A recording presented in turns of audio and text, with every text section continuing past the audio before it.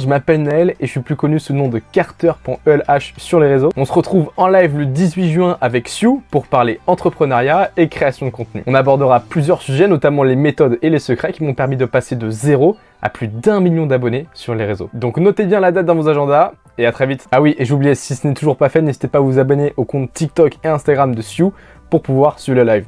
Allez, à plus. Carter, bienvenue. Merci, bienvenue à toi aussi, Jérôme. J'espère que tu vas bien. Ouais, très très bien. Est-ce que tu m'entends bien, Carter? Est-ce que tu m'entends? Moi, je t'entends très bien. Et toi? Ok, je t'entends bien également. Ouais. Écoute, en tout cas, très heureux de te recevoir parmi nous ce soir. À un moment important, je souhaitais effectivement te faire participer à cet événement parce que, comme tu le sais, on a énormément, on va dire, d'assurés qui sont des entrepreneurs et ainsi de suite. Et donc, on voulait leur faire un petit cadeau ce soir, leur offrir la possibilité de devenir eux-mêmes leurs propres influenceurs. C'est un milieu qui est un peu mystique, tu vois, sur lequel on entend plein de choses, sur lequel on ne sait pas forcément comment y arriver, surtout quand on est comme une génération un peu comme moi, où on a débuté les réseaux sociaux à l'âge de 40 ans. Donc, si tu veux, on a déjà pris beaucoup de retard par rapport à toi. Et on s'est dit, OK, organisons un événement sur lequel on va faire venir une vedette. Oh, une vedette. Une vedette, en tout cas, quelqu'un qui a réussi, quoi, qui a vraiment réussi à performer dans le truc. Et si je ne me trompe pas, Carter, tu me dis, tu as plus de 1 million d'abonnés sur TikTok, ce qui est colossal. Moi, 1 million, tu vois, ça me fait rêver, quoi. Quand je vois le Stade de France, je crois que c'est 80 000 places. Combien il faut de Stades de France les uns à côté des autres pour faire 1 million d'abonnés, quoi. Et donc, ouais, ce soir, en tout cas, c'est un vrai plaisir pour moi. Merci, Carter, de nous faire ce cadeau. Et j'espère effectivement qu'on aura une forte communauté qui va nous suivre sur cet événement-là.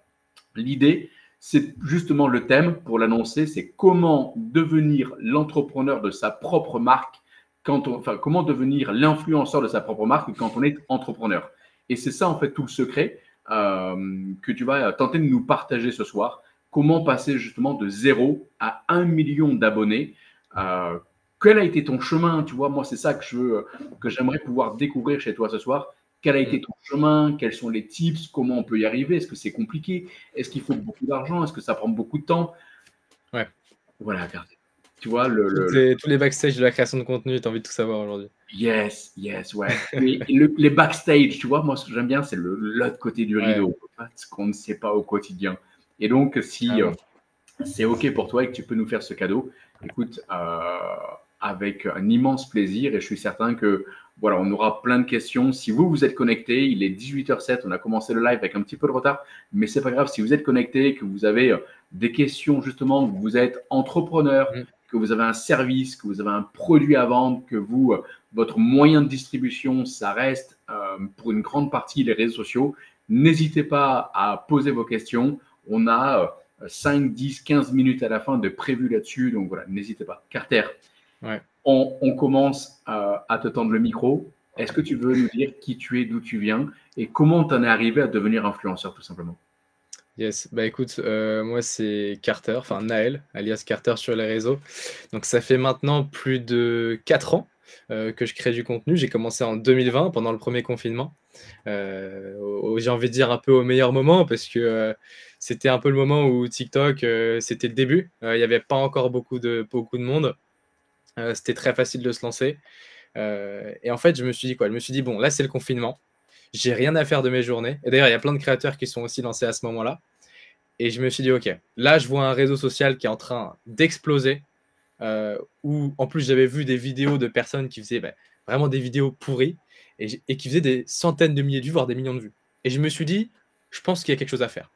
Donc, alors, mon parcours, il est pas, c'est pas une ligne droite. Il y a eu beaucoup de péripéties et beaucoup de galères. Donc, ce que j'ai fait, c'est que j'ai commencé par créer un premier compte. Et on aura l'occasion d'y revenir par la suite dans le live, mais j'ai fait n'importe quoi. Et en fait, j'ai fait toutes les erreurs justement qu'il ne fallait pas faire au début. À savoir, j'ai posté des vidéos sur des choses que je n'aimais pas, je faisais n'importe quoi, je suivais les tendances. C'était vraiment nul. J'ai très honte de ce compte-là. J'espère que les vidéos, on les retrouvera plus jamais. Mais donc, j'ai commencé. Pendant un mois, j'ai posté 3 à 4 vidéos par jour. Donc, pareil, on pourrait y revenir pendant le live, mais c'est vrai que poster beaucoup, c'est important. Mais si tu postes des vidéos qui sont pas qualitatives et qui n'ont aucun intérêt, et bah tu prends pas d'abonnés. Donc j'ai fait ça, et puis au bout d'un mois, je me suis dit, bon, là, ça fait un mois que je poste 3-4 vidéos par jour, ça peut pas continuer comme ça, j'ai pas de résultat, il y a forcément quelque chose qui va pas. Donc je me suis dit, ok, je vais me remettre en question, et je vais créer mon compte Carter que j'ai aujourd'hui, et sur ce compte-là, je vais partager des choses qui m'animent. Et je me suis dit, ok, D'accord. qu'est-ce que t'aimes? Je me suis posé la question, qu'est-ce que t'aimes? Et je me suis souvenu que j'avais des sites internet que moi je connaissais et que mes amis ne connaissaient pas, tout simplement. Et je me suis dit, ok, ces sites internet-là, ils sont intéressants et je pense ils peuvent servir à certaines personnes. Et ça peut aider certaines personnes. Et donc je me suis dit, ok, tu vas prendre ton téléphone, tu vas te créer un nouveau compte, tu vas te filmer et tu vas partager ces sites internet-là. Et c'est ce que j'ai fait. Et pour le coup, là, dès la première vidéo, ça a complètement explosé. Je me rappelle, j'étais comme un fou. J'avais fait la première vidéo et dans la soirée, elle avait fait plus de 100 000 vues. Non, 100 000. Non, mais c'était vraiment, vraiment dingue. Surtout que moi, bah, comme je t'ai dit juste avant, je venais de faire 3-4 vidéos par jour qui faisaient 500 vues, même pas. Donc pour moi, Hmm, 100 000 vues, enfin, c'était vraiment un truc de dingue. impressionnant. Et voilà, et j'ai continué, j'ai partagé plein d'autres sites. J'ai gagné mes 10 000 premiers abonnés la première semaine. Donc c'est monté très vite, très fort. Pareil, les 50 000 premiers abonnés, je crois en un mois, quelque chose comme ça. Donc c'est vraiment C'est parti. impressionnant. Et puis après, j'ai jamais arrêté. Enfin, j'ai eu des périodes où j'ai stoppé parce que je voulais justement me concentrer sur les études. Pour ceux qui ne le savent pas, je suis créateur de contenu, mais je suis aussi étudiant. Parce que pour moi, les études, pardon, c'est fondamental. Et je me suis dit, je n'aurais pas le temps d'à la fois être bon à l'école et de faire ce que je fais à côté. Ce qui est Hmm. clairement débile. Mais donc, j'ai arrêté pendant un an quand même la création de contenu. Donc, ça fait 4 ans que je suis sur les réseaux, mais en soi, ça fait vraiment 3 ans que je crée du contenu régulièrement. Mhm. Et j'ai arrêté pendant un an. Après, j'ai repris. Et là, pour le coup, ça fait 2 ans et demi que j'ai pas arrêté, tout simplement. Et c'est quoi cette vidéo qui a fait 100 000 vues là, dont tu parlais tout à l'heure? Parce que c'est vrai que souvent, moi, je suis impressionné. J'ai un fiston qui a 13 ans et parfois, il me montre en fait le nombre de vues qu'il fait. Je dis, mais en fait, moi, j'essaie de me creuser la tête à trouver des thèmes, Ouais, des mises en scène et tout ça. Je fais comme toi, 500, 700 vues, quoi. En tout cas, ce que tu faisais au début. Et lui, il me montre, il fait des 1500, 2000, 3000 vues. Je dis, mais attends, il se fout de moi, quoi. Tu vois, il se moque de Après, moi. après, ça dépend le contenu qu'il partage. Tu vois, tout dépend. C'est Toi, les tu es dans comptes. une niche où forcément c'est beaucoup plus compliqué de faire des vues. En plus, comme je t'avais expliqué, tu es une entreprise. Donc c'est Ouais. plus compliqué en tant qu'entreprise de faire des vues. Donc après, ça dépend de ce qu'il fait, tout simplement. Et toi, donc cette vidéo, c'était quoi? C'était du lifestyle? C'était vraiment... C'était une vidéo, je partageais un site internet. Alors, j'ai plus le nom exact du site internet, je t'avoue, pour être Mhm. 100% honnête. Mais en gros, c'était un site internet qui te permettait d'acheter des objets moins chers et après, tu pouvais les revendre sur le bon compte. Donc, en fait, ça parlait un petit peu d'argent, comment gagner quelques euros en ligne. Et ça, à l'époque, il y avait très peu de gens qui faisaient ça. Et donc, ça a très vite explosé, tout simplement. Donc, Ah ouais, ok. c'est Donc pour c'est ça. en gros la vidéo un peu tips ou comment faire des économies. Et ça, Voilà, pour c'est le coup, ça. c'est un peu ça. Ouais, c'est D'accord. ça. Exactement. Et ok, donc et aujourd'hui, donc tu es à plus de 1 million d'euros. Tu es essentiellement sur TikTok. Est-ce que tu D'abonnés, travailles d'abonnés. ah, pas 1 million d'euros, d'abonnés, pardon. Est-ce que tu es sur d'autres réseaux sociaux, style Instagram, euh, style Facebook, ou est-ce que tu sens Snapchat notamment, ou est-ce que tu Mm. sens qu'il y a vraiment une influence et une vraie dynamique sur TikTok et que c'est clairement le canal de demain, quoi? Écoute, moi, j'ai une stratégie qui est très simple. Très vite, donc moi, j'ai développé ma communauté initiale sur TikTok et à partir du moment où Instagram Reels s'est lancé, donc pour ceux qui ne savent pas, Instagram Reels, voilà, c'est le TikTok, d'Instagram. En gros, c'est la partie vidéo, ce qui n'existait pas à l'époque quand je me suis lancé. J'ai vu Instagram Reels et je me suis dit: «OK, moi, ma stratégie, elle va être très simple, ça ne me coûte rien de prendre les vidéos que je fais sur TikTok et de les reposter sur Instagram Reels», tout simplement. Donc ce que j'ai fait, c'est que je me suis créé un compte Instagram Reels. J'ai commencé à reposter mes vidéos. Alors, au début, ça faisait pas de vues parce que c'est normal. J'ai envie de dire, au début de la création d'un compte, c'est normal d'avoir une petite traversée du désert et de pas faire beaucoup de vues. Parce que les vues vont augmenter au fur et à mesure. Et de toute façon, il suffit que d'une vidéo qui performe très bien pour que ça ait un effet boule de neige et que derrière, toutes les autres performent elles aussi. Et donc, je me suis lancé sur Instagram. Et après, je me suis aussi lancé donc sur YouTube Shorts. Dès que c'est sorti, pareil, c'était en bêta à l'époque, je m'en souviens. Je suis arrivé très tôt dessus. Je me suis lancé aussi sur Facebook, sur les conseils d'un autre créateur de contenu. J'étais très sceptique sur Facebook, mais il m'a dit, écoute, Facebook, c'est incroyable. Tu peux faire beaucoup de vues, gagner beaucoup d'abonnés. C'est que le début. Donc lance-toi. Encore une fois, ça coûte rien. Tu repostes juste tes vidéos. Donc c'est exactement ce que j'ai fait. Et puis pareil. Et puis c'est tout. Enfin, c'est déjà pas mal. Mais j'ai tenté Pinterest, mais j'avais pas trop les codes. Et puis même, ça prenait beaucoup de temps, tu vois, de reposter, de rajouter encore une plateforme, parce que mine de rien, ça fait beaucoup. TikTok, Instagram, Facebook, YouTube, c'est déjà pas mal. Mais pour répondre à ta question, pour moi, TikTok, justement, est peut-être un petit peu en perte de vitesse comparé à Instagram Reels. Pour moi, la plateforme sur laquelle se lancer en ce moment, c'est Instagram. Parce que ça te permet... En fait, si tu veux, sur TikTok, le problème, c'est que même si tu as beaucoup d'abonnés, tes vues, elles sont ultra irrégulières. C'est-à-dire que sur Instagram, tu peux vraiment bâtir une vraie communauté, beaucoup plus fidéliser ton audience parce que tu as les stories. Les stories sont beaucoup plus regardées sur Insta. Les gens peuvent t'envoyer des messages privés, ce qui n'est pas trop le cas sur TikTok, ou en tout cas ce qui est moins le cas. Les gens ne regardent pas les stories sur TikTok. Et puis surtout sur Instagram, quand tu partages tes vidéos, elles sont recommandées à tes abonnés directement, ce qui n'est pas le cas sur TikTok.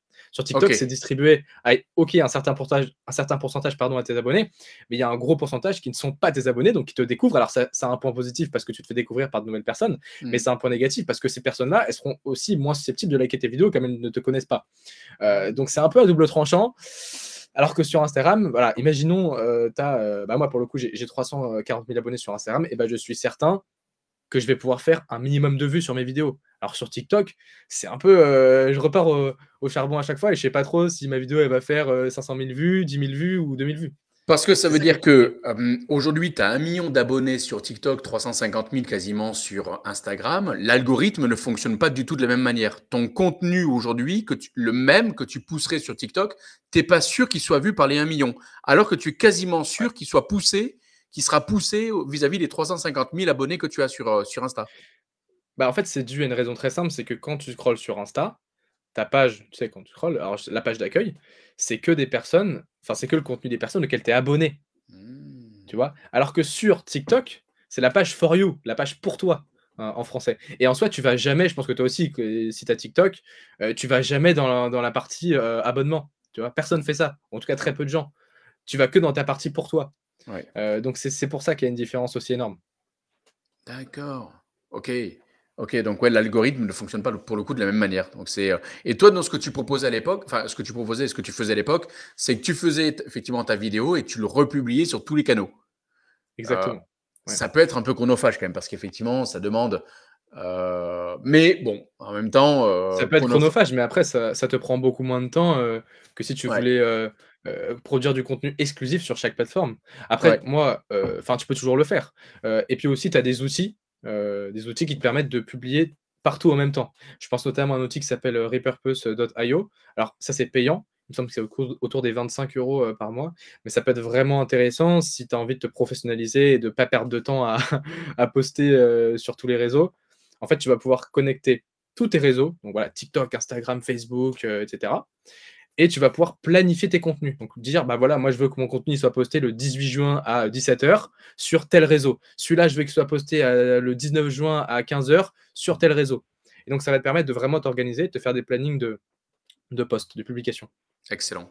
Est-ce que tu as vu des marques tu parlais tout à l'heure de société. Nous, notre sujet, c'est l'entrepreneuriat. On aide effectivement aussi les entrepreneurs à avoir plus de visibilité, à développer leur chiffre d'affaires. Est-ce que tu as vu des entreprises se développer sur TikTok ou est-ce que pour le coup, ça reste, comme on le disait tout à l'heure, essentiellement, principalement, des vidéos autour du style de vie où clairement, voilà, tu vas faire une vidéo de quand tu fais du sport, quand tu pars en voyage, tu vois ce qu'on dit un peu le lifestyle tout à l'heure.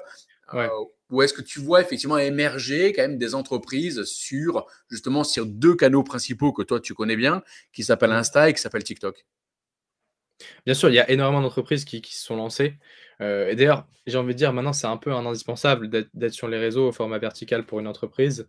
Alors, par contre, oui, ça va être plus compliqué de gagner des abonnés par rapport à quelqu'un comme moi, tu vois, ou même comme toi. Parce que les gens vont avoir beaucoup moins tendance à s'abonner à un compte d'entreprise plutôt qu'au compte d'une personne, parce que c'est hyper impersonnel en fait une entreprise. Tu peux pas t'identifier à une entreprise. Ou alors, il faut que tu t'identifies.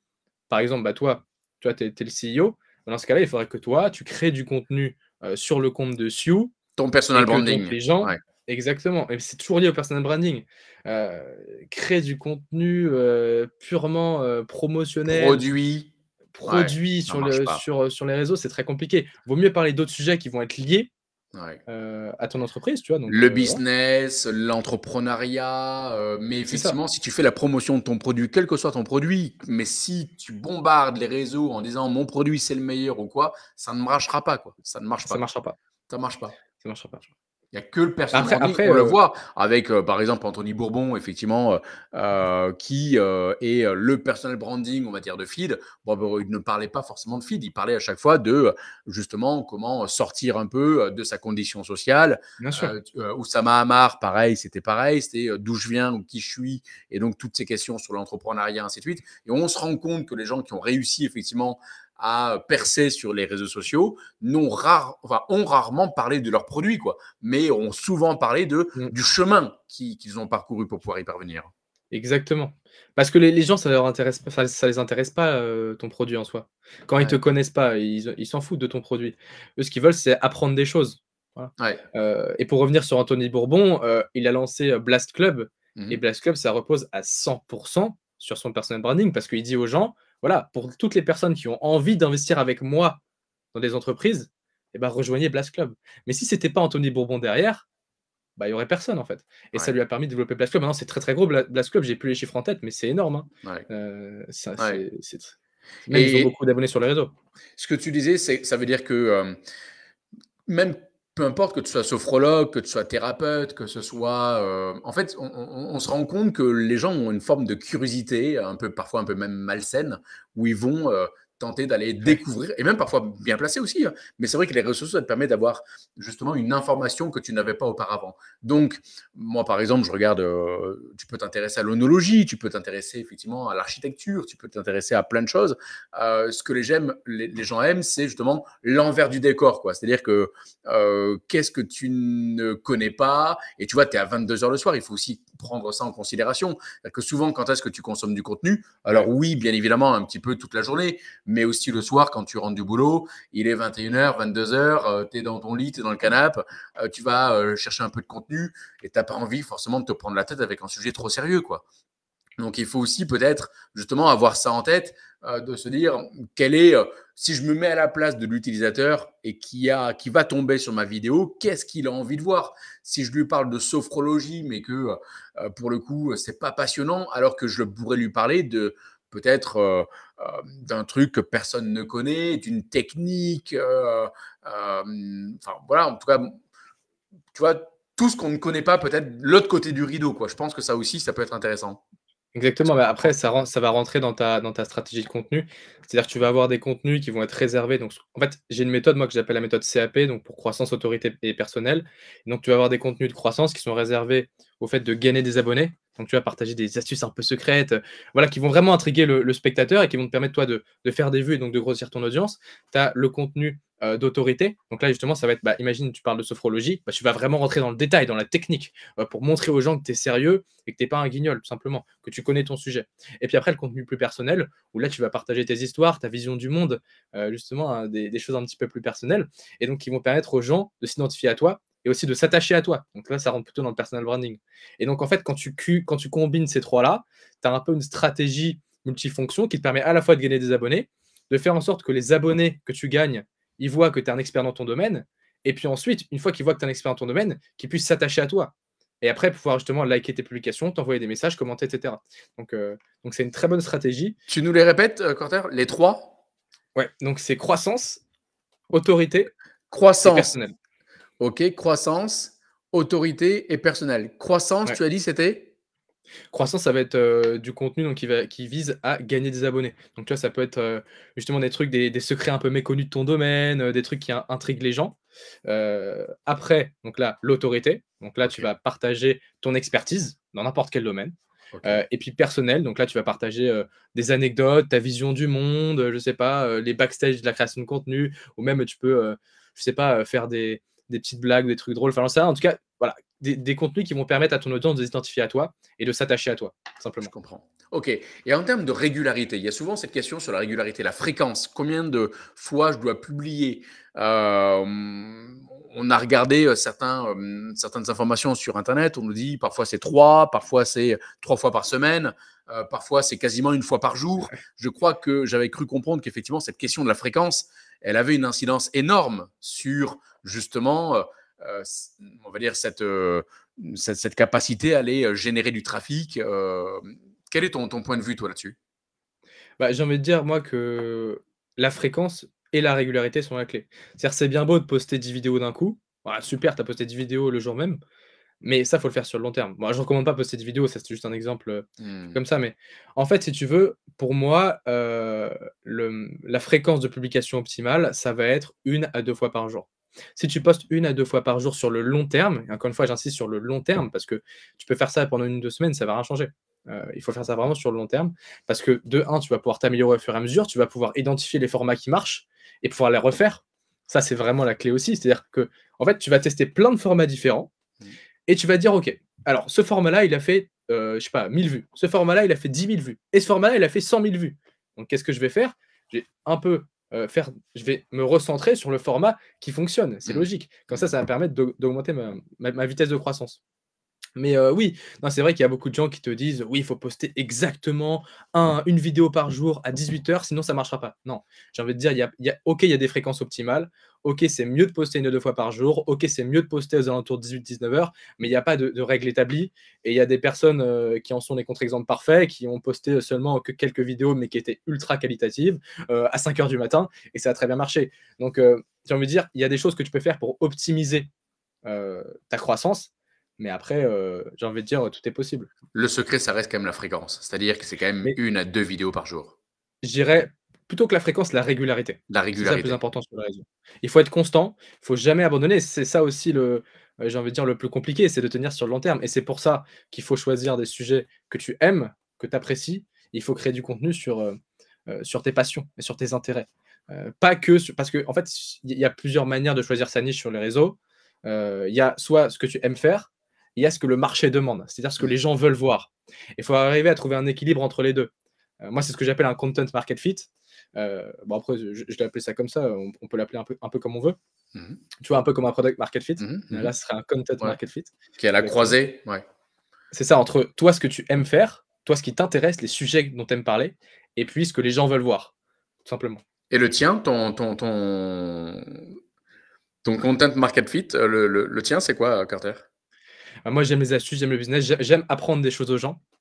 Et Mmh. donc pour ça, je leur partage des astuces, des sites utiles qui vont leur apprendre des choses. Je partage aussi du contenu sur le business, sur l'investissement. Donc voilà, moi, Excellent. c'est ça mon content market fit. Ok. Ouais, parce qu'en plus, t'as pas tu vois pas le côté contraignant de la chose, parce que si tu dois faire du contenu, parfois c'est une contrainte, et puis en plus, si tu dois le faire sur un sujet qui te passionne pas, c'est vrai que tu vas pas forcément t'y retrouver. Est-ce que sur la génération de contenu, tu as besoin de matériel en particulier? Est-ce qu'il te faut des micros? Est-ce qu'il te faut une perche? Est-ce qu'il te faut ou est-ce qu'au final ton téléphone te suffit, quoi? Là aussi, on voit parfois des gens qui s'équipent, qui vont dépenser énormément d'argent, alors qu'au final, Mmh. peut-être que juste un téléphone, un micro, ça suffit. Qu'est-ce que tu en penses? Alors j'ai envie de dire pour un débutant, ça sert à rien d'acheter une caméra à 2 000 €, des micros, des lumières et cetera. Ça sert à Les rien. Rode, là, tu sais, les Ah gros ouais. micros avec les pamplemousses là au bout. Non mais si, bah, à moins que tu aies vraiment, beaucoup d'argent à investir, ce qui est en général pas trop le cas de la plupart des gens, ton simple téléphone suffira. Alors, par simple téléphone, j'entends pas, ton vieux Nokia de 10 ans, Ouais, qui enfin ouais. qui date d'il y a 10 ans. Mmh. Voilà, un bon téléphone récent. Après moi je dirais quand même que c'est bien d'acheter un micro-cravate, ne serait-ce que ça, parce que, tu peux en trouver à 15-20-50 € sur Amazon, ça coûte pas très cher, et ça permet vraiment d'améliorer la qualité du son et la qualité du son, elle est primordiale sur les réseaux. Je recommanderais aussi éventuellement d'acheter, ce qu'on appelle une ring light ou en tout cas un trépied pour pouvoir poser ton téléphone correctement. Moi, j'ai pris une ring light parce que ça permet à la fois de poser mon téléphone et en même temps de m'éclairer pour Mmh. avoir un bon éclairage. Mmh. Et puis derrière, oui, avoir quand même un cadre un minimum professionnel. J'ai envie de dire, si tu tournes ça dans ta chambre et que c'est le bordel derrière, ça va pas très bien rendre en vidéo. Il faut que ce soit organisé, faut que ce soit joli à l'œil, mais j'ai pas de recommandation particulière. Après, il faut aussi trouver un endroit qui va correspondre éventuellement peut-être à ta charte graphique, tu vois. Mais non, en soi, un matériel micro, éclairage, trépied. Ok, il y a quelque chose notamment que j'ai vu chez toi qui m'a assez surpris, j'ai trouvé ça top, c'est que tout à l'heure, quand on préparait cette vidéo, tu avais un écran derrière toi, et c'est vrai que Ouais, maintenant, sur certains écrans, tu peux choisir en fait le fond.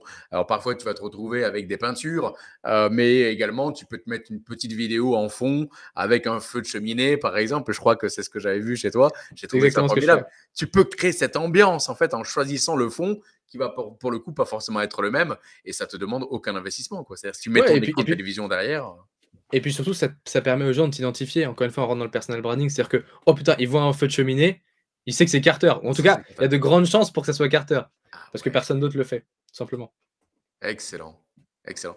Ouais, c'est hyper intéressant comme approche. Après, est-ce que tu prends beaucoup de temps à monter justement ces vidéos? Je les ai faites, je les ai produites. Ouais. Donc, ça veut dire que je peux les faire, je peux saisir l'opportunité d'être en voyage pour faire une vidéo, je peux le faire au bureau, je peux le faire chez moi, je peux le faire dans la cuisine. Il y en a un que je suis souvent sur les réseaux sociaux qui s'appelle mongynéco.com, je crois. Et c'est un Ok. gynécologue qui, sur le papier, comme ça, tu te dis, mais en fait, on va parler de gynécologie, c'est particulier quand même. Et au final, je trouve son approche hyper intéressante parce qu'il est en train de cuisiner. Alors, il coupe ses oignons. Et puis, il y a sa femme, en fait, qui vient lui poser une question, du genre, chérie, j'ai une copine qui a des problèmes au niveau des règles. Elle a mal au ventre. Qu'est-ce que tu en penses? Et lui, donc, il est là avec la vidéo. Il est là avec son micro-cravate. Et donc, il donne des astuces. Ouais. Et au final, il se rend compte que sans prise de tête, tu vois, tu peux le faire effectivement dans ton canapé. Elle arrive quelques minutes plus tard. Et ça, c'est une autre vidéo que j'ai vue également de sa part.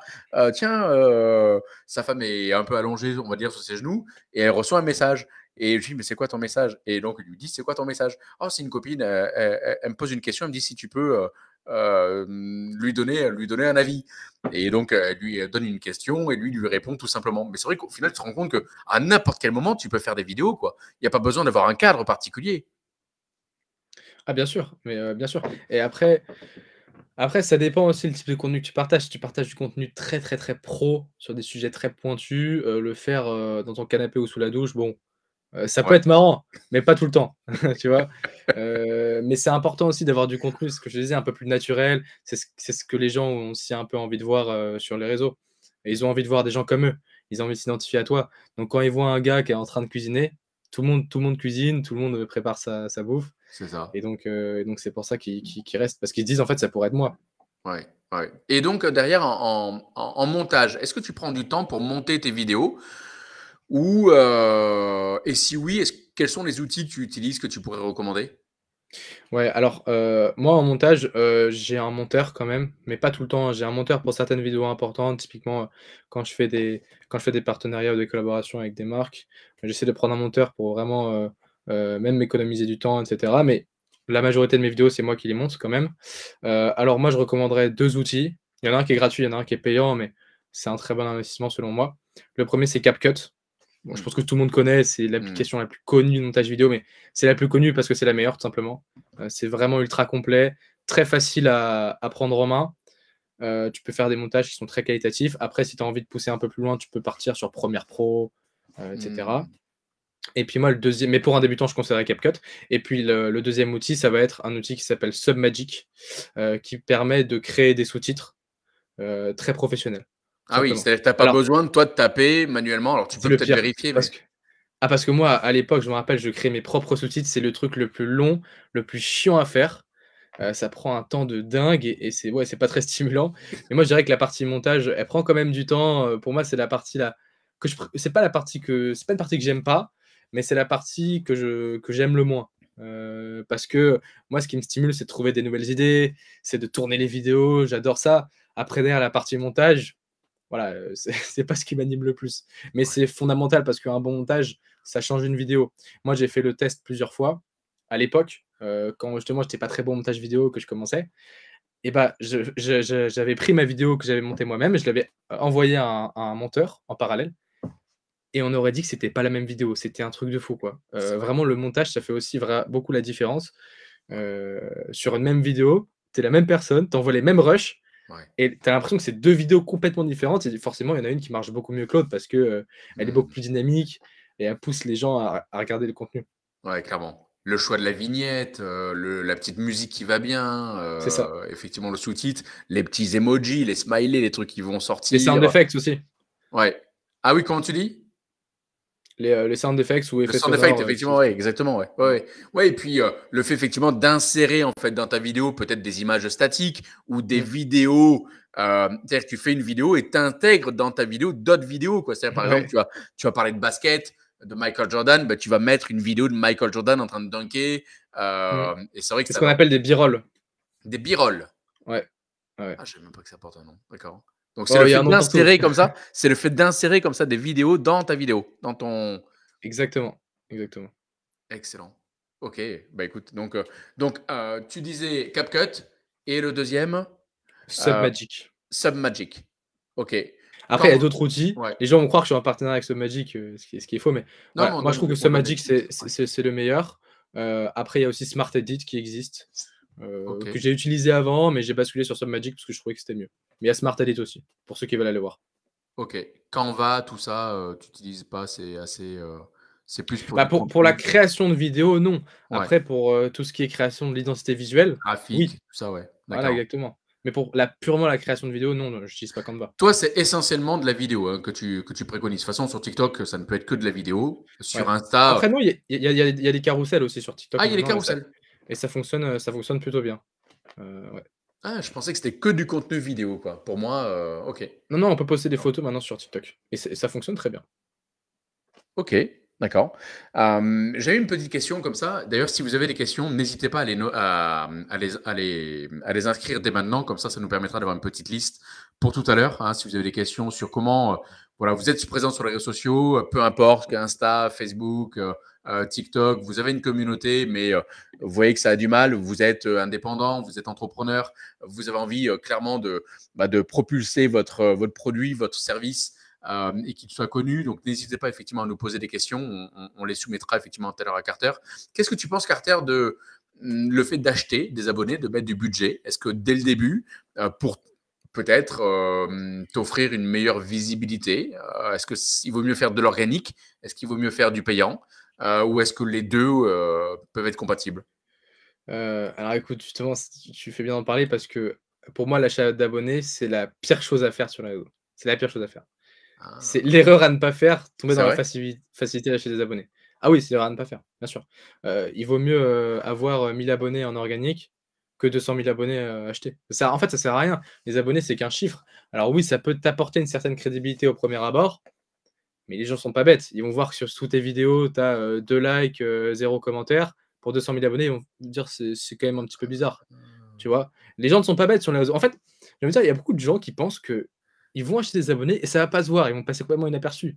Les gens sont pas dupes. Ils voient très bien les gens qui ont acheté des abonnés et qui n'en ont pas acheté. Après, il y a des gens qui ont envie de dire qu'ils font ça assez bien. C'est-à-dire que, imagine, je sais pas, tu as 100 000 abonnés, tu achètes 10 000 abonnés. Bon, ça va pas trop se voir. Mais quand tu commences, acheter des abonnés, c'est la pire chose à faire. Il ne faut surtout pas le faire. Et surtout que Instagram maintenant a des mesures. Enfin, ils ont mis en place des mesures qui permettent de détecter l'achat d'abonnés.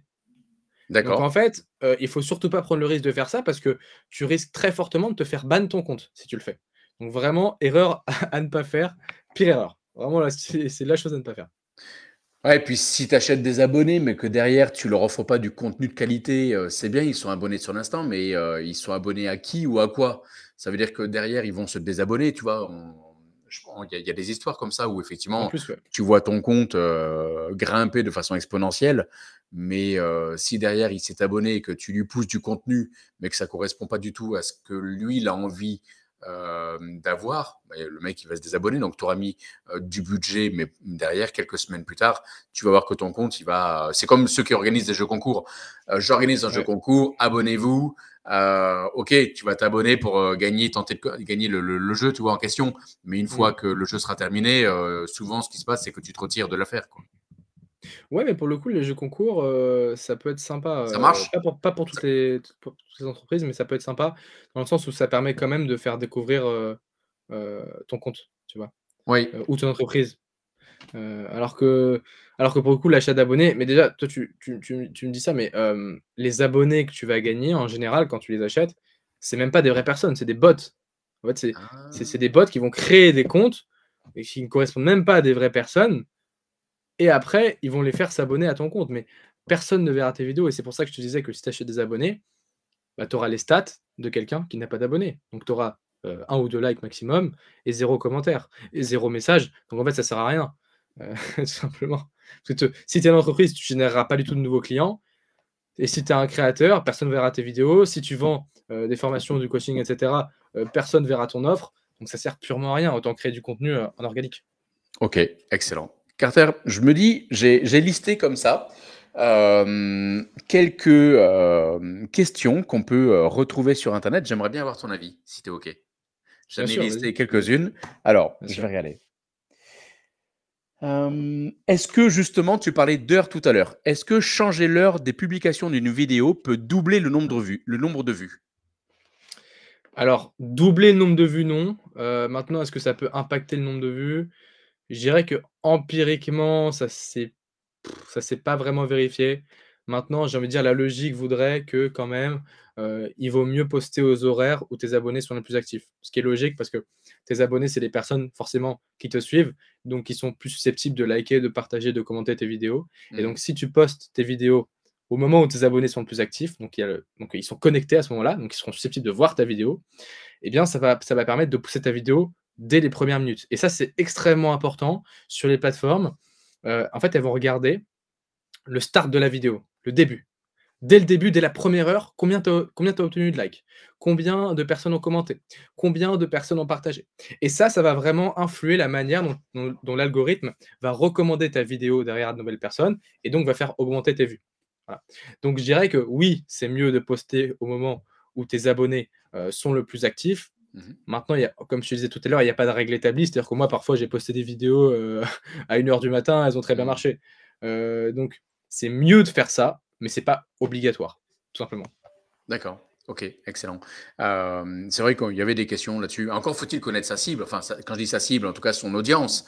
Hein, si tu sais pas quelle est ton audience, quelles sont les personnes que tu peux toucher, tu vas forcément avoir un peu de mal à te dire, OK, quand est-ce que je publie? Est-ce que je publie à 18h ou est-ce que je publie à 21h? Est-ce que je publie sur l'heure du déjeuner? Et c'est vrai peut-être qu'il faut faire peut-être des tests aussi. Tu parlais tout à l'heure de Faire des tests. tests. Hein, quel est le contenu qui fonctionne le mieux? Bah, si je publie effectivement 3 fois par jour, bah, je regarde effectivement, enfin 3 styles, on va dire sensiblement similaires. Je regarde Ouais. celle qui a le mieux fonctionné, ouais. Et puis après, moi, avant de te poser la question de à quelle heure faut que je publie, il faut que tu te poses la question en quoi je peux améliorer ma vidéo. Parce qu'une mauvaise vidéo, qu'elle soit publiée à midi, à 15h ou à 21h, elle marchera pas. Alors qu'une très bonne vidéo, ultra travaillée, eh bien, elle marchera beaucoup mieux qu'une vidéo pas travaillée. Imagine, tes abonnés sont actifs à 18h. Mmh. Bah, si tu postes une mauvaise vidéo à 18h, elle marchera pas. Alors que si tu postes une très bonne vidéo à 11h, elle Elle marchera. marchera. Donc ça C'est dépend aussi de la vidéo. c'est quoi justement le secret d'une bonne vidéo? J'ai plein d'idées prérequises, si Ouais. tu veux, par rapport à ça. On parle d'une minute, d'une vidéo qui doit faire 1 minute 30, 2 minutes. Il faut avec un titre accrocheur. Mmh.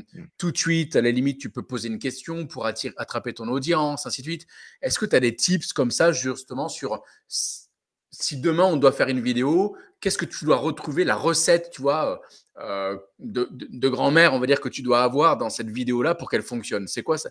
Est-ce que ça existe, tu vois? La recette, pas Bien un peu sûr. miracle, mais qui fait que normalement, si tu respectes, on va dire, cette règle-là, au moins, c'est une vidéo qui va, à minima, fonctionner.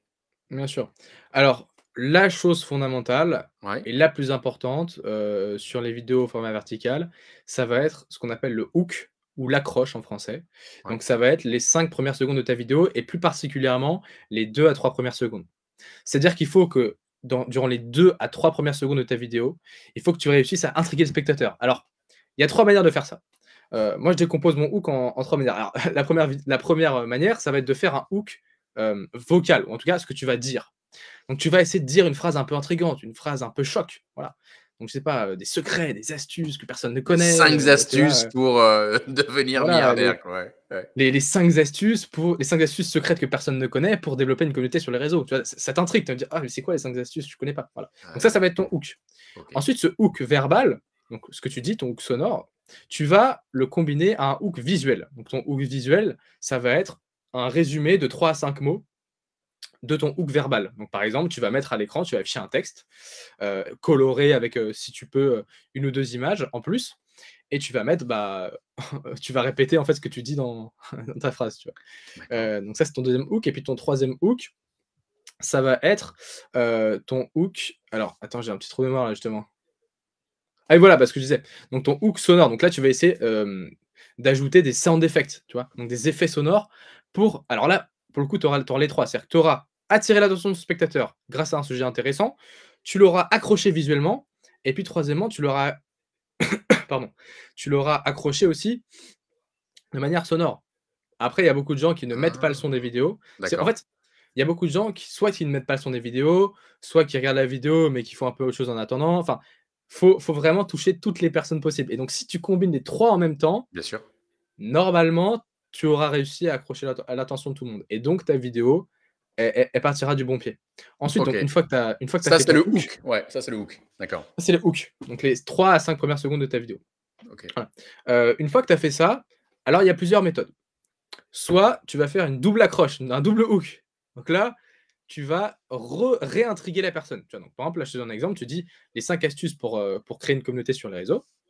Et tu vas dire, personnellement, je trouve que la 5e est la meilleure. Tu vois, un truc comme ça. Comme ça va pousser la personne à rester jusqu'à la fin de la vidéo. Aller jusqu'au bout. Ok. Voilà, exactement. Donc tu vas la réintriguer. Tu dis, ah putain, mais il me dit que la 5e est la meilleure. Mais pourquoi il dit ça? Tu vois, la réintriguer. Une fois que tu as fait ça, tu vas mettre un CTA, ce qu'on appelle un call to action, un appel à l'action. Et donc, avant toute chose, tu vas dire, bon, avant que je te partage ces 5 astuces, n'hésite pas à t'abonner, à liker la vidéo, à la partager, bref, tout ce que tu veux. Non, Comme mais là, ça, c'est du bonheur, là, ce que tu nous dis, là. Là, il faut prendre des notes. Prenez des notes, hein. Si vous êtes avec nous, prenez des notes, hein. Là, on va pas vous le facturer, mais on pourrait vous le facturer, hein. Ok, call to action. call to action, exactement. Et puis après, le plus important, évidemment, ça va être d'apporter de la valeur. Donc là, tu vas parler. Là, pour le coup, tu vas donner les 5 astuces. Tu vas les dire. Et moi, un truc que je conseille, c'est vraiment d'aller droit au but. C'est-à-dire que tu me parlais de la durée idéale d'une vidéo. Pour moi, il n'y a pas de durée idéale de vidéo. Les gens qui disent oui, il faut que ta vidéo elle dure 21,543 secondes, c'est complètement faux. Parce que ça va dépendre du format de vidéo que tu fais. Et puis surtout, faut pas raconter sa vie. Euh, il faut vraiment aller droit au but, partager ta valeur, aller, dire tout ce que tu as à dire, pas le plus rapidement possible, mais en tout cas de manière très naturelle Mhm. et, et apporter toutes tes connaissances. Excellent. À chaque fois, à chaque vidéo, tu proposes aux gens de t'abonner? Tu proposes à tes. Ouais, Ouais, à chaque fois. c'est à chaque fois, tout le temps, tout le temps, tout le temps. Alors après, ton appel à l'action, il peut être différent. Moi, ce que je recommanderais, c'est de mettre un appel à l'action par vidéo. Voilà. Ok. Donc, si tu as envie que ton appel à l'action, ce soit abonne-toi, Ouais, tu dis abonne-toi. Voilà. abonne-toi. Si tu as envie que les gens ils aillent, je sais pas, voir ton site internet, tu dis Like. va Ouais. voir mon site internet. Simplement. Parce que à partir du moment où tu commences à mettre plein d'appels à l'action différents, les gens ils savent plus où donner de la tête. Ils disent ouais, mais il m'a demandé de m'abonner. Après, il m'a dit va voir mon site internet. Après, il m'a dit partage cette vidéo. Après, il m'a dit un autre truc. J'ai pas envie de tout faire. Ça fait trop de choses. Moi, j'ai la flemme. Quoi. Alors, Ok. si tu te concentres sur une chose, Ouais. eh bien la personne elle se dit ok, il m'a demandé qu'un truc avec toute la valeur qu'il m'a apporté. Il m'a donné les 5 astuces pour développer une communauté sur Instagram en 2024. Et ben, il m'a donné tout ça. Et la seule chose qu'il me demande en retour, c'est de m'abonner. Donc je Tout à m'abonne. fait. Et puis en plus, s'il m'a partagé ça, c'est que derrière, il va me partager d'autres astuces qui sont susceptibles de m'intéresser. Donc Ouais. je m'abonne pour voir aussi les prochains contenus qu'il va me partager. Tout simplement. Excellent. Exceptionnel. Exceptionnel. D'accord. Excellent. Bon, bah, écoute, moi, je suis en train, en fait, en même temps que je t'écoute, de lister dans ma tête tout ce que et d'essayer de rapporter ça à mon propre business. Donc, en tout cas, c'est Oui, après, le hyper plus intéressant compliqué, parce que c'est de l'appliquer à son. je me rends compte justement des erreurs en fait que l'on fait au quotidien, justement, où on essaye justement d'avoir ce type d'accroche avec le hook dont tu parlais tout à l'heure. Mm. Le deuxième hook, je le fais pas. Je le fais pas avec la fameuse rester jusqu'à la fin parce que c'est au 5e que ça va forcément vous intéresser. C'est qui le 5e qui est le plus important. Derrière le call to action, je le fais pas. On l'écrit parfois, genre abonnez-vous, mais on le dit pas forcément tout le temps sur les vidéos. Il y avait quoi ensuite? Tu disais après le call to action? Bah, après le contenu. Oui, La après le valeur, contenu, on le fait. La le valeur. contenu. Ça, on le Ouais. fait. D'accord. Ah, c'est hyper intéressant. Et c'est vrai que c'est ce qui fait peut-être justement la différence entre un amateur et puis quelqu'un qui a de l'habitude comme toi. C'est Mm. qu'en fait, tu as tous ces process quoi, qui sont Ouais. automatisés. Tu sais, avec cette habitude, justement, c'est devenu une règle quoi, de fonctionnement pour toi. Et c'est comme ça. Il y a pas une vidéo qui sort du cadre. Quoi. Aujourd'hui, Ouais, c'est ça. toutes tes vidéos avec aujourd'hui les 1 million d'abonnés que tu as sur TikTok, en moyenne, ça fait quoi en termes de vues? C'est Ça dépend. aléatoire? Honnêtement, Ouais. c'est tellement aléatoire. Je pourrais même pas te donner une Ah tranche. ouais. Ouais. C'est trop aléatoire. Trop Sur aléatoire. Instagram, je peux te donner une tranche. Ouais. Sur Instagram, normalement, ma vidéo, elle fait au minimum 20 000 vues. 20 000. Au minimum. Et puis après, bah, ça peut monter à l'infini. J'ai des vidéos qui ont fait plusieurs millions de vues, 2, 3, 4 millions. 2, 3, Voilà. 4 millions de vues. Ouais. Donc, Tu fais du coaching aussi, Carter, non? C'est-à-dire que ouais, si on a là parmi les personnes qui nous suivent aujourd'hui, qui ont besoin de conseils, d'accompagnement, tu es en mesure de les accompagner? bien sûr, tout à fait. Tout à Parce fait. que Bah, moi, justement, quand j'entends 2-3 millions de vues, sincèrement, je dis waouh. Tu vois, quand tu as un business, après, tu fais voilà, 2-3 millions je de tiens à vues. le dire, c'est pas sur toutes les vidéos, loin de là. Ouais.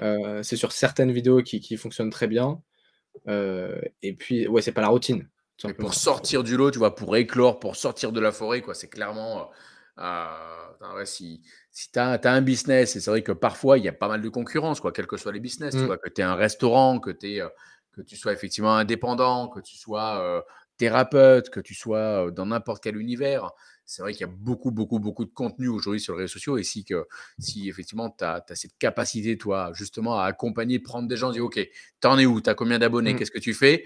On fait un diagnostic et derrière, on essaie de mettre en place des process pour pouvoir te faire gravir justement les échelons. Quoi. Exactement, bah, c'est exactement ce que je propose.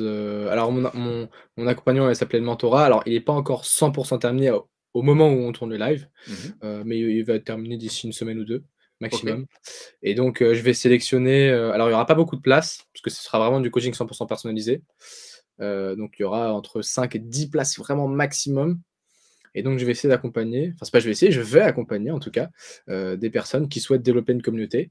Alors Excellent. ça peut être soit des débutants, Ouais. qui ont envie de se lancer, Mhm. ou bien des gens qui ont déjà commencé à créer des vidéos mais qui galèrent, qui savent pas comment faire décoller leur compte. Mhm. Voilà, je vais les aider. Excellent. Ouais, Et ça serait hyper intéressant. j'aide aussi les entreprises qui ont envie de se développer sur les réseaux. Donc en fait, j'ai 2 types d'accompagnement. Un accompagnement B2C, donc qui va aider les particuliers, puis un accompagnement aussi B2B, donc dans lequel je vais aider les entreprises aussi pareil, qui ont envie de développer une communauté. Donc elle, pour le coup, sera plus développer des clients, amener des leads, et puis, enfin à créer une communauté sur les réseaux, tout simplement. Mhm. Excellent. Autre question, Carter, les hashtags Mmh. augmentent significativement le nombre de vues sur TikTok. Vrai ou faux? C'est un truc que je peux pas quantifier. Encore une fois, c'est inquantifiable. C'est très compliqué. Encore une fois, faire des tests. Alors, la plupart, enfin, moi, de tout ce que j'ai lu, parce que moi, tu sais, je lis beaucoup d'actualités, toutes les nouvelles fonctionnalités, et cetera, des réseaux. De ce que j'ai vu, les hashtags, ça permet à ta vidéo d'être montrée aux bonnes personnes. Par exemple, je te donne un exemple, si tu crées du contenu sur l'entrepreneuriat, si tu mets hashtag entrepreneuriat, Mhm. tu risques d'être recommandé à des personnes qui aiment l'entrepreneuriat, qui sont intéressées par l'entrepreneuriat, et donc qui sont plus susceptibles de liker ta vidéo, OK, ou de la partager, de la commenter, enfin bref, en tout cas d'interagir avec ta vidéo. d'accord. Donc pour moi, oui, c'est important, oui, il faut les mettre. Maintenant, est-ce que ça permet de doubler tes vues, de faire 200 vues de plus ou Hmm, pas? c'est Une une chose est question. sûre, ça permet à tes contenus d'être mieux référencés dans l'algorithme. Et ça permet aussi à l'algorithme de recommander ta vidéo à des personnes qui s'intéressent au sujet de ta vidéo. Je comprends. OK. Autre question. Il suffit de suivre et de liker des milliers de comptes pour devenir viral sur les réseaux sociaux. En gros, on voit, j'ai quelques exemples de personnes qui s'abonnent à des Mmh. comptes et je ne sais pas d'où ça sort, mais des personnes s'abonnent en échange. Une forme de Oh là réciprocité, là. tu vois, dans le truc. Oh, ça, c'est les stratégies de 2017, là. Ah, 2018. c'est des stratégies de 2017, d'accord, OK. Donc ça a eu Alors, je existé. suis pas l'année, Ça a eu mais existé, je ouais. faisais ça, enfin, c'était les techniques, ouais, d'il y a pouah, c'est il y a 6 ans, quoi. D'accord, OK. Il y a Aujourd'hui, tu très, as très, très longtemps. Ah ouais, non, mais ça a eu heu, marché. C'est ce qu'on appelait, alors je crois que c'était le follow and follow, enfin je sais plus c'est quoi la technique, le nom de la technique, je l'ai plus en tête le nom exact. Mais oui, en fait, c'était une technique qui consistait à s'abonner à tous les comptes possibles, le plus de comptes Oui, possible ouais. et les gens s'abonnaient en retour, en effet. Maintenant, le truc, c'est que Instagram, ils ont, repéré, heu, comment dire? Ils ont repéré la douille très rapidement et puis ils ont commencé à bannir les comptes qui utilisaient cette technique. Donc pour le coup, ça peut être hyper intéressant de suivre les comptes, de sa niche. Donc par exemple, je reprends l'exemple, de la création de contenu. Si jamais, bah, moi par exemple, je crée du contenu sur comment développer une communauté sur les réseaux et bah, je vais m'abonner à aux autres créateurs qui parlent de la même chose. Mmh. Encore une fois, pour indiquer à l'algorithme que, je suis dans cette niche-là. Maintenant s'abonner à n'importe qui, pour aucune raison, bah, non, ça marchera pas et puis en plus tu risques de te faire bannir donc Ouais, je encore vois. une fois, c'est un peu comme l'achat de followers. C'est des techniques qui sont complètement dépassées, qu'on utilisait avant parce qu'Instagram, c'était encore un peu nouveau, mais maintenant ça marche plus du tout. Ça marche plus. OK, on oublie. Ça Ah, marche. on oublie complet, comme l'achat de followers, ça c'est à bannir. OK, ah mais on a vu plein de choses en préparant ce rendez-vous, on a vu plein de choses. J'en ai une autre pour toi. Les vidéos avec des animaux mignons, garantissent, on va dire une grande viralité et tu vois comme Ah, ça parfois des entrepreneurs qui sont avec leur chat et ça ronronne et ça ronronne et je sais pas et ça crée du like, tu vois? Ça crée du like. On en voit de temps en temps comme ça. Est-ce que ça marche ou pas? oui, ça marche. Ça peut Maintenant, marcher? est-ce que ça te garantit de la viralité? Je dirais pas que ça te garantit de la viralité, mais oui, ça marche, j'ai envie de dire, il y a beaucoup de comptes, de chiens, de chats, même de hamsters, de pandas, de ce que tu veux, ça marche très, très, très, très fort. Après, attention, encore une fois, faut pas se spécialiser là-dedans. Alors, je sais pas, peut-être que vous avez envie de rendre votre chat ou votre chien célèbre, Heu, mais faut pas non plus se focus à 100 là-dessus. Ça peut être justement, ça peut rentrer dans la méthode CAP, donc croissance, autorité personnelle, ça peut rentrer dans le contenu un peu plus personnel. Tu vas montrer un petit peu ton chat, faire des vidéos un petit peu mignonnes comme ça, mais je recommanderais plus de le mettre en story plutôt que de faire vraiment un post là-dessus. Non. Mais OK, ça te oui, c'est vrai que ça peut faire en sorte que tes abonnés, s'attachent à toi OK. et Ouais, apprécient ta ouais. personne. Créer un peu d'émotion et tout ça. Un peu de lien avec tes Mentionner des marques célèbres dans votre vidéo garantit, plus de vues et d'engagement. Mentionner des marques dans ta vidéo. Est-ce que, Oui et non, faut qu'il y ait un intérêt. Il faut qu'il y ait un intérêt, ça dépend. Hem, Si tu me parles, je sais pas, si tu as envie de dire, le meilleur outfit, en hiver, mmh, par exemple, les habits à porter en hiver, ouais, oui, tu vas pouvoir parler de marque. Maintenant, parler de marque pour parler de marque, ça sert à rien de faire de la publicité gratuite. ouais. Après, tu peux essayer de faire, je sais pas, par exemple, j'avais vu un Américain qui faisait ça. Les 5 En fait, il vêtements les faisait plus chauds, par exemple, pour partir au ski, voilà, faut que ça ait une ouais, logique. ouais, il faut que c'est une logique. Ou alors, je sais pas, par exemple, est-ce que Pepsi est meilleur que Coca? Tu vois, des sujets un peu controversés comme Mmh, ça. Est-ce que Nike est meilleur qu'Adidas? D'ailleurs, les ouais, pro Nike, les pro Adidas, ça va créer un débat dans les commentaires, ouais. donc pourquoi pas? Il faut qu'il y ait Ah! un intérêt. Bah, justement, j'avais vu un Américain qui faisait ça et qui avait un concept qui s'appelait, la bataille des marques. Mmh. Et donc il faisait par exemple, bah, Pepsi vs Coca, je sais pas, Ice-T vs Fusty, Mmh. Nike versus Adidas et ça marchait bien. Mais après, j'ai envie de dire, c'est pas encore une fois obligatoire. Rien n'est obligatoire sur les réseaux. Ça, il faut vraiment le mettre, se le mettre dans la tête.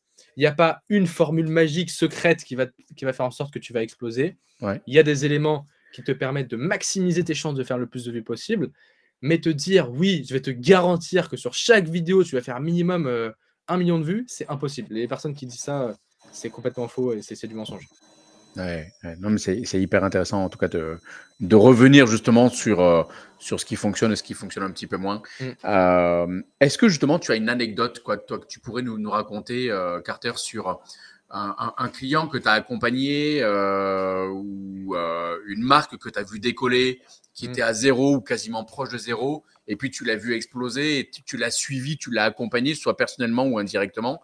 Est-ce que tu as une anecdote que tu pourrais nous raconter, un souvenir comme ça? Une Qui te anecdote, reviendrait, ouais. D'une hem marque que tu as vu décoller ou quelqu'un ou un entrepreneur, une histoire qui t'a marqué. Hem, Une marque sur les réseaux. Plutôt un entrepreneur. Alors, moi, mon accompagnement, il est assez récent, donc pour l'instant, j'ai pas encore d'histoire Hmm, comme ça. ouais, Mais en tout cas, d'entrepreneurs que j'ai vu décoller. ouais. J'ai pas vu d'entrepreneur vraiment décoller, hein, Hmm, honnêtement, c'est toujours très progressif. Ah bah si! Bah si, ça me vient en tête maintenant. mhm. Bah, on peut parler par exemple, d'Abrèche Frères, je sais pas si tu connais? Non. Donc en fait, c'est une c'est une personne qui va, résumer des vidéos. Donc il y a beaucoup un peu de story time sur les réseaux, heu, D'accord. donc des personnes, je sais pas, qui racontent une anecdote qui leur est arrivée et donc ils vont parler pendant 2-3 minutes Mhm. et donc lui, il va prendre la vidéo et il va résumer la vidéo en 10 secondes et ça, Ah ouais. il a complètement explosé. Il a gagné des millions d'abonnés en quelques mois et donc ce serait enfin, après, il a importé un nouveau concept à Brèche Frères. Heu, mais ouais, ce serait la personne à qui je pense parce que lui, il a vraiment décollé pour le coup. Il a décollé extrêmement rapidement. Mais sinon, Ouais. en général, la plupart des créateurs que je vois, oui, il y a un moment où ils gagnent beaucoup plus d'abonnés, mais vraiment décoller, c'est Hmm. très, très rare. C'est très, très rare de décoller vraiment. Ah bah si, on a l'exemple aussi de Hugo Heller. Je sais pas si tu connais pareil, sur TikTok. Donc lui qui fait des danses. D'accord. Donc là, très récemment, il a complètement explosé l'international, grâce à une danse qu'il a fait. Il a fait une collaboration avec Jason Derulo, enfin voilà, il est en train d'exploser à l'international. Mhm. Donc lui, il a décollé, mais il était déjà connu avant. Donc ouais, c'est très, très rare. Un entrepreneur qui part de zéro, d'après toi, avec un bon accompagnement, il peut estimer avoir combien d'abonnés sur, allez, en 3 mois et en 6 mois peut-être? Est-ce que, Alors, est-ce que tu penses il y a moyen d'atteindre... Alors après, ça dépend peut-être du secteur d'activité, parce que si tu es un boucher, ou si tu es un chauffeur de taxi, ou si tu es un thérapeute, ou si tu es un influenceur ou un footballeur, effectivement, ou un danseur, comme tu disais tout à l'heure, la viralité va pas être la même. Mais ouais. quelqu'un qui part de zéro, tu penses pouvoir l'amener, ou tu penses qu'il lui il peut, avec un bon accompagnement, il peut avoir quoi comme en termes d'abonnés? Avec un bon accompagnement, il peut atteindre les 10 000 abonnés en moins de 3 mois. 10 000 Ça abonnés en moins de 3 mois. ouais. Ah ouais, c'est pas mal. Avec un bon accompagnement, s'il est sérieux et qu'il applique les bonnes stratégies. 10 000 abonnés en moins de 3 mois. C'est court, 3 mois, hein, et c'est bien 10 000. C'est Et court avec, et long à la fois. ouais, avec du budget, c'est-à-dire avec du budget ou essentiellement de l'organique? Ah non, non, en full organique. En full organique. Ah oui, oui, bien sûr. C'est bien. Ah oui. 10 000 abonnés, c'est pas mal, hein. Et puis en termes de notoriété, tu vois, en termes de crédibilité aussi, parce que parfois les gens vont sur ton site internet, ils regardent aussi le nombre d'abonnés, tu vois, combien tu as d'abonnés, et donc c'est aussi une marque de confiance. Et c'est vrai que quand tu vois 10 000 abonnés, tu dis ouais, c'est que derrière, il y a quand même Bah, tu des te dis: gens «C'est qui leur font sérieux». confiance, ouais, exactement. Mmh. On a une question qui vient d'arriver. As-tu un recul sur la rentabilité économique des créateurs de contenu? Je suis formatrice et parfois, les jeunes me disent, je veux être créateur de contenu. Ouais, là, on parle de monétisation peut-être. Alors, As-tu j'ai pas compris sur la rentabilité économique des créateurs, je vois pas trop ce qu'elle veut dire par là. as-tu un recul sur la rentabilité économique des créateurs de Hem, contenu? Ouais, est-ce que c'est viable? Oui, parce que probablement, je suis formatrice et parfois, les jeunes me disent, OK, en fait, ils veulent tous être influenceurs, peut-être. C'est comme à l'époque, tu posais la question à un ouais, gamin, il te disait, je veux aller dans l'armée ou je veux être footballeur.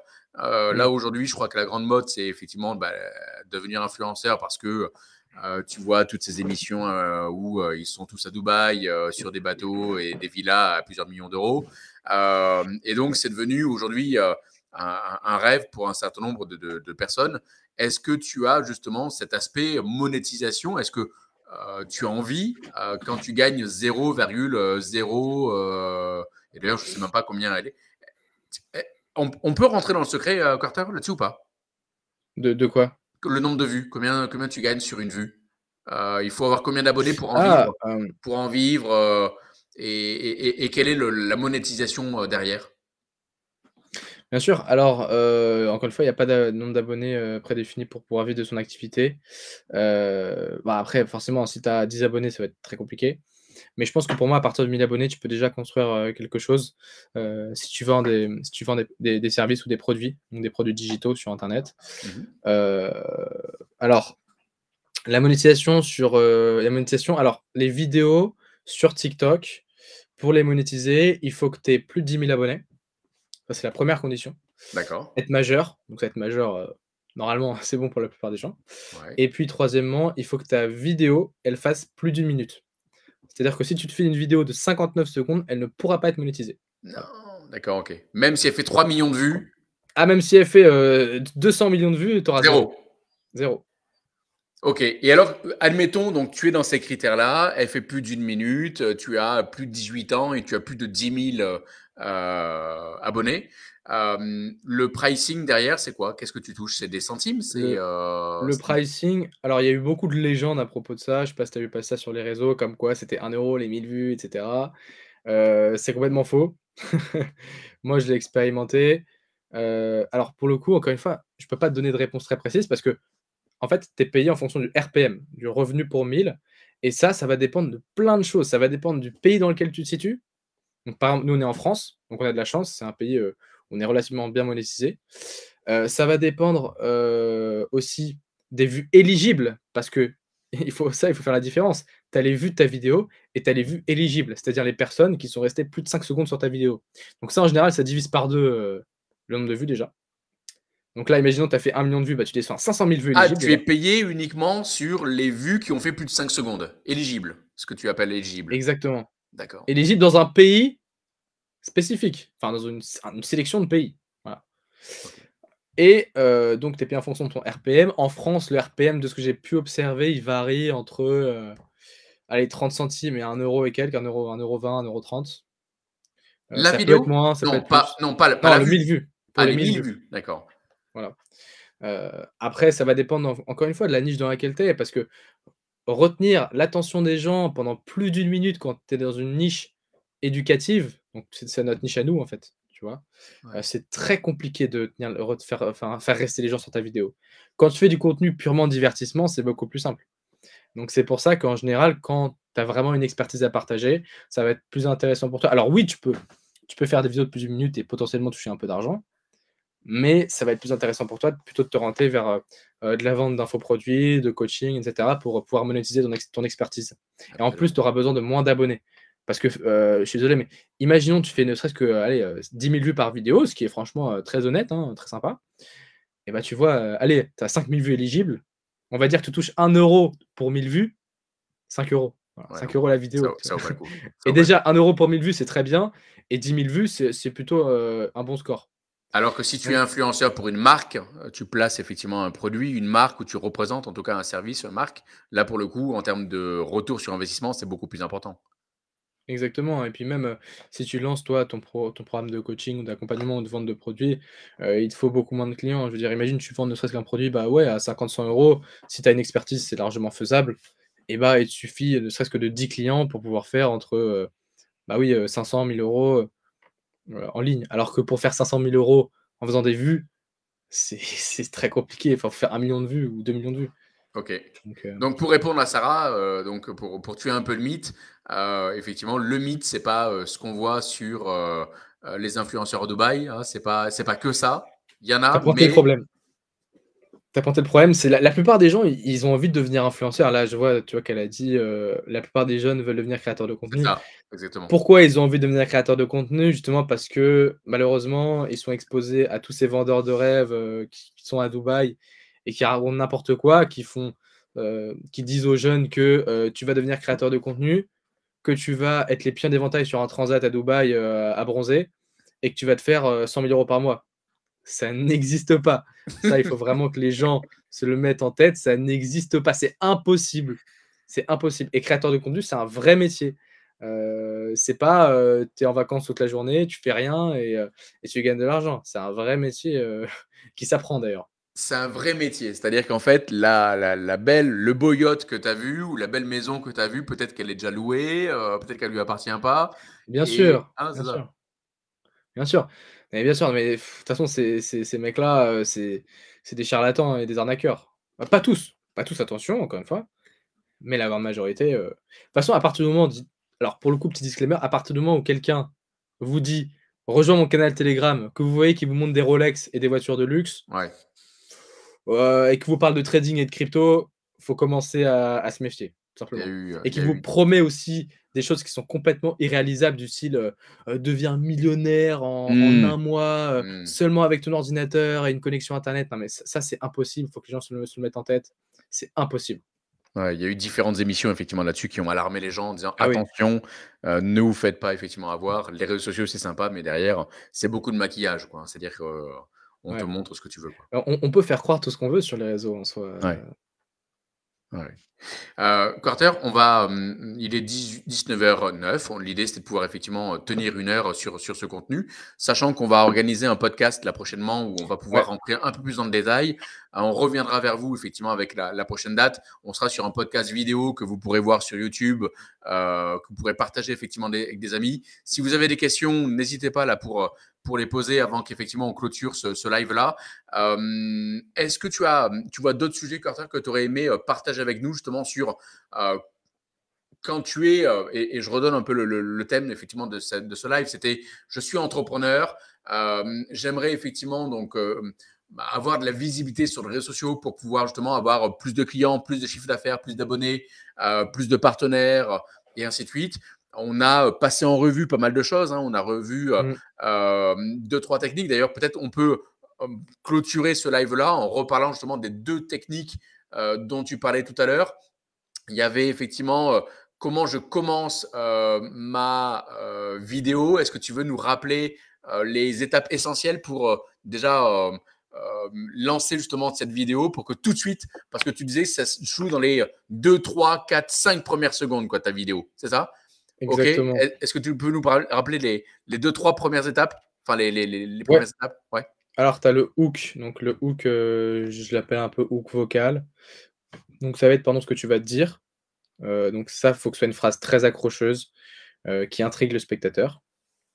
Ensuite, tu vas avoir le hook visuel. Donc là, ça va être, 1 ou 2 phrases qui reprennent, en fait, ce que tu as dit dans ton hook, vocal. Ok. Donc il faut que ce soit aussi très visuellement attrayant. Donc là, tu peux ajouter, que ça soit des emojis, des images, des flèches, tu vois? Il faut que vraiment ce soit hyper dynamique. Hmm. Et puis troisièmement, le hook sonore. Donc là, pour le coup, ça va être ajouter des effets sonores, des sound effects pour vraiment aussi stimuler le spectateur, de manière auditive. Ok, excellent, ça marche. Dans tous les cas, on va remettre tes coordonnées donc dans le générique là de fin de cette émission. Si on va dire les personnes qui nous regardent ce soir ont besoin d'avoir des informations supplémentaires, elles peuvent te joindre. Carter, tu plutôt dispo, donc à tout Mmh. cas à les accompagner justement, à les aiguiller. Tu parlais d'un futur mentorat que tu allais organiser aussi. Moi, je trouve ça hyper intéressant. Parce que voilà, je pense que clairement aujourd'hui on est à l'heure des réseaux sociaux. Je pense que c'est devenu indispensable et tout le monde l'a compris, quoi. C'est-à-dire que ta marque, si elle n'est pas présente aujourd'hui sur ces canaux-là, t'es noyé dans la masse, quoi. Donc c'est hyper important. Tu disais que tu allais lancer ça quoi, courant juillet, début août. En gros, pour la rentrée, c'est fait, quoi. Pour la rentrée, c'est sûr que c'est fait. Je vais sûrement lancer, dans tous les cas, une prévente, d'ici la fin du mois de juin. Ok, Et puis, oui, ce sera fini normalement, d'ici la fin du mois de juillet, et cool. ce sera vraiment finalisé à 100 sûr et certain en septembre, sûr et certain. Mais je vais faire une prévente donc, à la fin du mois de juin, début du mois de juillet pour pouvoir accompagner les premières personnes, heu, donc Ok, cool.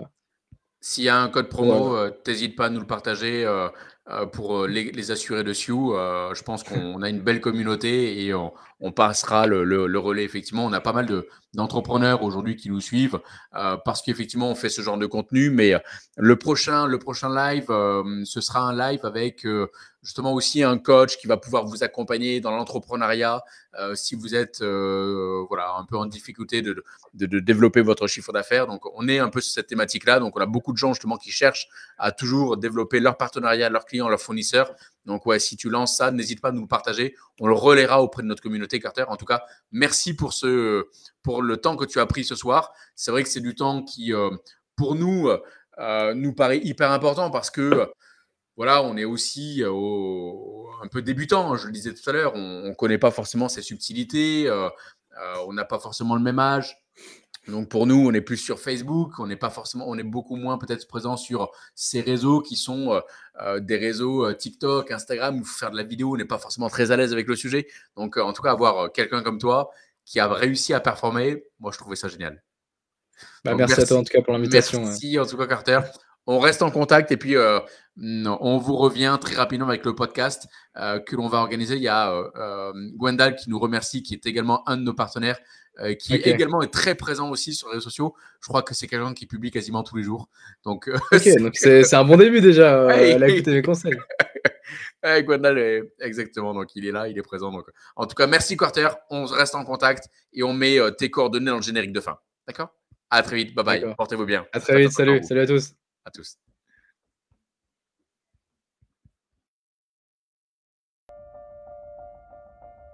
Monter une entreprise, ça demande beaucoup d'énergie. Beaucoup d'énergie, c'est, je prends souvent cette image de l'avion qui décolle. Il brûle énormément de kérosène, ou alors c'est cette locomotive qui, quand elle est à l'arrêt, elle fait des mouvements en fait sur elle-même. Elle dépense beaucoup de charbon. Et je pense que quand tu montes une entreprise, justement, c'est ces moments où tu vas dépenser énormément de calories, énormément d'énergie, énormément de finances. Et c'est vrai que ça demande de faire preuve de résilience, de faire preuve d'abnégation, d'être capable comme ça de résister face au vent, face à la lourdeur justement de cette locomotive.